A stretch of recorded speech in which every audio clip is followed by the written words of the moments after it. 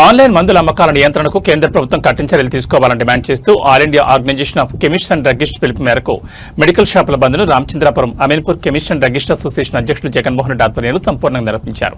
ఈ సందర్భంగా అసోసియేషన్ నాయకులు మాట్లాడుతూ ఆన్లైన్ మందుల విక్రయాల కారణంగా చిన్న మెడికల్ షాపులు తీవ్ర ఆర్థిక ఇబ్బందులు ఎదుర్కొంటున్నాయని ఆవేదన వ్యక్తం చేశారు.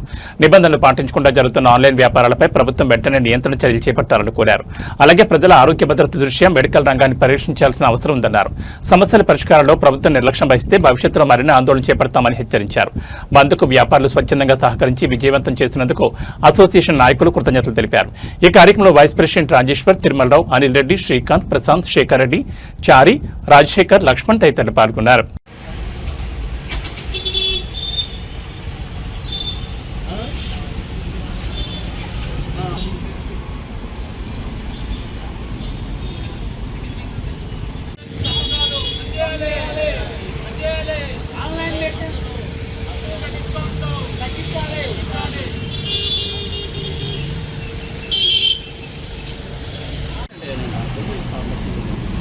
ఫార్మసీ కూడా అయిపోయింది. అమీన్పూర్ అండ్ ఆర్పురం మనకి బయటకు వెళ్తాను నేను. చెప్పినట్టు ఆన్లైన్లో స్విగ్గీ, జొమాటో లాగా అయిపోయిందండి. ప్రతి వాళ్ళు ఇంటి దగ్గరికి వెళ్ళి ఆర్డర్ పెట్టుకోవడం, తీసుకోవడం, అది ఒరిజినల్ వస్తుందో లేదో తెలియదు. సో అది తీసుకోవడం వల్ల మళ్ళీ వాళ్ళకి హెల్త్ ఇష్యూస్ వస్తున్నాయి. అంటే ఆన్లైన్లో అందరూ ఏమంటున్నారంటే కొందరు సాఫ్ట్వేర్ వాళ్ళు మీకేంది కుళ్ళు, మీకేంది నష్టం, మేము తెప్పించుకుంటామంటున్నారు. అది మెడిసిన్స్ కదండి, మెడిసిన్స్ కాబట్టి మనం చిన్న బండి రిపేర్ వస్తేనే ఏ మెకానిక్ మంచిగా ఉన్నాడు అని రిపేర్ చేసి మరి ఒక మంచి మెకానిక్గా తీసుకెళ్తాం. అలాంటి మీరు ఆన్లైన్లో తెప్పించేసుకొని వేస్ట్ వాడుకోవడం అనేది ఫ్యూచర్ జనరేషన్కి ఒక తరం నష్టపోతుంది. ఇప్పటికే చాలా మట్టుకు ఫార్మసీలలో యాంటీబయాటిక్స్, స్టెరాయిడ్స్ కూడా అమ్ముతున్నారు. దానికి తోడు ఆన్లైన్లో తెప్పించుకోవడం అంటే మేమన్నా కొద్దిగా కంట్రోల్లో ఉంటాం. వద్దు బాబు ఫస్ట్ మామూలుగా ఇస్తాం, తర్వాత అదకుండా పక్కన ఉన్న డాక్టర్కు ఇక్కడ డాక్టర్కి మేము అడ్వైజ్ చేస్తాం. కానీ ఆన్లైన్ వాడు ఇంకా అట్లా అడ్వైజ్ చేయలేదు. జస్ట్ వీళ్ళు ఆర్డర్ పెట్టుకోవడం. సో ఇప్పుడు ఎక్కువ సెడేటివ్స్ అంటే నిద్ర సంబంధించిన మందులు, habit breaking, medicines, habit farming medicines అంటే అవి వేసుకుంటే కానీ వాళ్ళకి నిద్ర పట్టదు లేదా. సో ఆ విధంగా ఈ ఉపకరణలో కొన్ని రకాల డ్రగ్స్ కానీ, కొకైన్ కానీ, గంజాయిలు కూడా సప్లై అవుతాయి, ఖచ్చితంగా అవుతాయి. మెడిసిన్ కూడా ప్రతి ప్యాకెట్ ఓపెన్ చేసి చూసుకోలేదు కదా వాళ్ళు. సో దీనికి సంబంధించి మేము అందరం ఉద్యోగం పెడుతున్నాం. ఈరోజు 20 మే అన్ని మా రిటైల్ మెడికల్ షాప్స్ మ్యాక్సిమం పనిచేస్తుంది, మొత్తం మంది పనిచేస్తున్నాం. సో దీనికి మీ మీడియా వాళ్ళని కోరేది ఒకటే, దీన్ని దాదాపు స్టేట్ గవర్నమెంట్, సెంట్రల్ గవర్నమెంట్ దాకా తీసుకెళ్ళి ఇది కొద్దిగా మాకు పాజిటివ్గా ఉంది. మేము చిన్న వ్యక్తులు అన్నమాట. సో పెద్ద వాళ్ళు ఎట్లాగో వాళ్ళ మనీ పవర్ యూజ్ చేసి వాళ్ళు కంటిన్యూ చేస్తారు. నిన్నటి వరకు కూడా మాకు మెడికల్ అపోలో వాళ్ళు కూడా సంఘీభావం తెలుపుతుంది. నైట్ వాళ్ళు ఏదో ప్రెషర్ పెట్టేసి ఏదో చేసేసి వాళ్ళ డబ్బు అధికారం యూజ్ చేసుకొని నైట్ వేసుకొని వాళ్ళు. సో మెయిన్ మార్క్స్ మెడికల్ సంస్థలు వాళ్ళు అమ్ముతున్నారు, మాకు వాళ్ళు సపోర్ట్ చేయాలి. నైట్ వాళ్ళు తెచ్చుకొని వాళ్ళు ఓపెన్ చేస్తున్నారు. సో మీడియా మిత్రులకు మీకు నేను తెలియజేది ఏంటంటే మీరు మాకు సపోర్ట్ చేయాలి. సో చిన్న వ్యాపారస్తులు రోజుకు 4,000, 5,000 ఉంటే వాళ్ళ ఫ్యామిలీ మొత్తం బ్రతుకుతారు. సో అలాంటి ఆన్లైన్ వాళ్ళకు చాలా మందికి 2,000, 3,000 కంటే ఎక్కువ రావట్లేదు. ఇంట్లో అన్నట్టు రెంట్లు పెరిగిపోయినాయి. ఒక్క మనిషిని మినిమం పెట్టుకోవాలంటే 20,000 నుండి 25,000 రూపాయలు శాలరీ వాళ్ళకి వస్తుంది.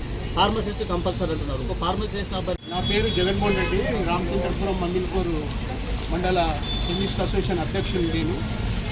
ఈరోజు మరి ఆల్ ఇండియా ఆర్గనైజేషన్ అసోసియేషన్ వాళ్ళు ఇచ్చిన బంద్ పిలుపు మేరకు మేము ఈ ఏరియాలో రామచంద్రపురం అండ్ అమీన్పూర్ కెమిస్ట్ ఆధ్వర్యంలో బంద్ పాటిస్తున్నాము. ఈ బంద్ ఎందుకనేది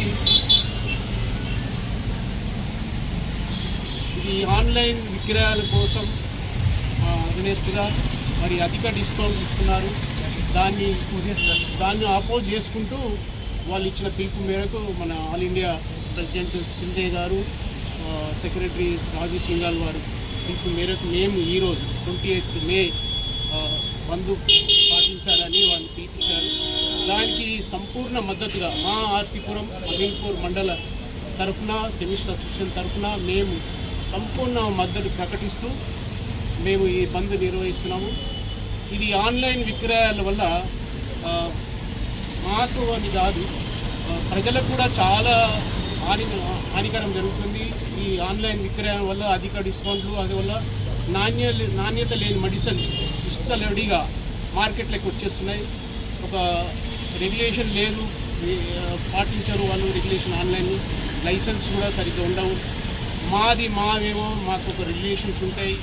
మెడికల్ షాప్ పెట్టాలంటే ఒక లైసెన్స్ ఉంటుంది, అన్ని విధాల కొన్ని ఇన్స్ట్రక్షన్స్ ఉంటాయి. కానీ ఆన్లైన్ విధానం వల్ల ఎక్కడి నుంచి వస్తున్నాయో తెలియదు, ఎక్కడి నుంచి ఎవరిని వెళ్తున్నారు, సరిగ్గా లైసెన్స్ ఉంటున్నాయో లేదు, నాణ్యత అలా మెడిసిన్స్ మార్కెట్లోకి వస్తలేవు, విపరీతమైన నకిలీ మందులు మార్కెట్లోకి వచ్చేసాయి. దానివల్ల ప్రజల మీద చాలా తీవ్రమైన ఆరోగ్య సమస్యలు వస్తున్నాయి. కొంతమంది అయితే మరి మత్తు హ్యాబిట్ ఫార్మింగ్ డ్రగ్స్ అంటారు, అవిటి కూడా వాళ్ళు ఆర్డర్ చేసుకుంటున్నారు. ఇక్కడ మేము మెడికల్ షాపులు అమ్మాలంటే చాలా రిస్ట్రిక్షన్స్ ఉన్నాయి, కఠినమైన రిస్ట్రిక్షన్స్ ఉన్నాయి. ఏదన్నా మేము ఒక ట్యాబ్లెట్ అమ్మాలన్నా మత్తు పదార్థాన్ని దానికి చాలా ఇబ్బందులు వస్తాయి. ప్రతి దానికి మేము ఎక్స్ప్లెనేషన్ ఇవ్వాలి. అక్కడ ఆన్లైన్ విధానంలో అట్లా లేదు, ఎవరైనా bulk of quantity of medicines తీసుకోవచ్చు. దాన్ని మేము వ్యతిరేకిస్తున్నాము. దానివల్ల ప్రజలకు ఇబ్బంది అవుతుంది, ప్రజలు ఆరోగ్యాలు దెబ్బతింటున్నాయి. విపరీతమైన నకిలీ మందులు, విచ్చలవిడిగా మత్తుకు అలవాటు పోయిన మెడిసిన్స్, హ్యాబిట్ ఫార్మ్ డ్రగ్స్ అంటారు. ఇది అంటే ఆ ట్యాబ్లెట్ తీసుకోవడం వల్ల మత్తు వస్తుంది. సో దానికి అలవాటు పడిన వాళ్ళు ఆన్లైన్లో ఇచ్చలేడుగా అనుకుంటున్నారు. ఇంకో జియో కూడా అప్పుడు కోవిడ్ టైంలో జిఎస్ఆర్ జియో అని వచ్చింది.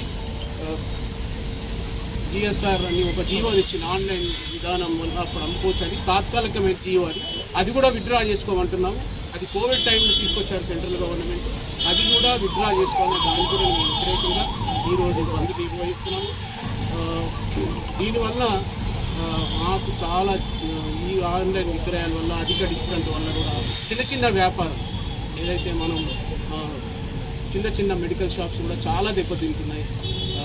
ఈ రోజులలో చాలా రెంట్స్ కానీ ప్రతిదీ అధికమైన ఇది అయిపోయింది, ఖర్చులు ఎక్కువైనాయి. మెయింటైన్ చేయాలంటే చాలా ఇబ్బంది అవుతుంది. సో మేము దీన్ని స్ట్రాంగ్గా అపోజ్ చేస్తున్నాము. సెంట్రల్ గవర్నమెంట్, కేంద్ర ప్రభుత్వం ముందుకు రావాలి, ముందుకు వచ్చి ఈ